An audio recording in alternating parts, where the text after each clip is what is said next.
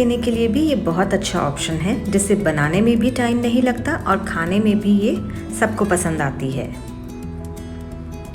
आप भी इस क्विक और इजी रेसिपी को ट्राई करके फीडबैक में ज़रूर बताइएगा कि आपको ये कैसी लगी।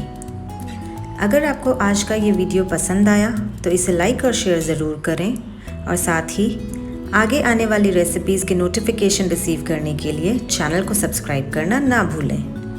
हम जल्द ही मिलेंगे एक नई रेसिपी के साथ। तब तक के लिए बाय बाय।